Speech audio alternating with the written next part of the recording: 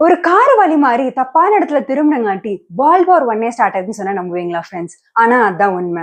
1914ல யூரோப்ல எப்ப வேணாலும் போர் வெடிக்கலாம் அப்படிங்கிற ஒரு சூழ்நிலை உருவாச்சு.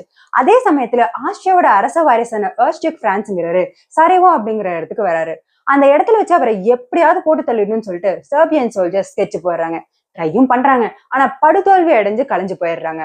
அப்பாடி எப்படியோ தப்பிச்சேன்டா சாமின்னு சொல்லிட்டு ஆர்ச்டியூக் பிரான்ஸ் கார்ல ஏறி கிளம்புறாரு. அந்த கார் டிரைவர் வழி தெரியாம ஏதோ ஒரு இடத்துல போய் காரை திருப்பி நிறுத்திடுறாரு.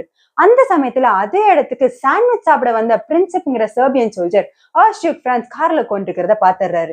சிக்கனாண்டா சிவனாண்டின்னு சொல்லிட்டு உடனே அவரோட கன் எடுத்து ஆர்ச்டியூக்கா போட்டு தள்ளிடுறாரு. இதனால சர்பியாவுக்கும் ஆஸ்திரியாவுக்கும் போர் வெடிக்குது. சர்பியாவுக்கு சப்போர்ட்டா ரஷ்யா வேற, ஆஸ்திரியாவுக்கு சப்போர்ட்டா ஜெர்மனி வேற. என்னது, நாங்க இல்லாம போறா அப்படின்னு சொல்லிட்டு பிரிட்டனும் பிரான்ஸ் வந்து ஜாயின் ஆக வேர்ல்ட் வார் 1 ஸ்டார்ட் ஆகுது. கிட்டத்தட்ட 1 கோடி மக்களுக்கு மேல இந்த போர்ல இறந்து போயிடுறாங்க.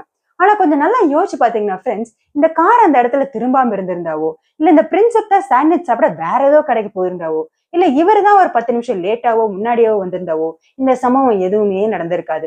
ஏன் நம்ம வேர்ல்ட் ஹிஸ்டரியை கூட மாறி இருந்திருக்கலாம். இதுக்கு பேரு தான் பட்டர்ஃபிளை எஃபெக்ட்னு சொல்றாங்க.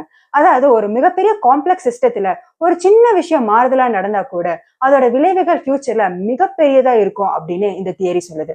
செம்ம இன்ட்ரெஸ்டிங்கான தியரி இல்ல? நம்ம வாழ்க்கையிலும் இப்படி ஒரு பட்டர்ஃபிளை எஃபெக்ட் நடந்தா எப்படி இருக்கும்?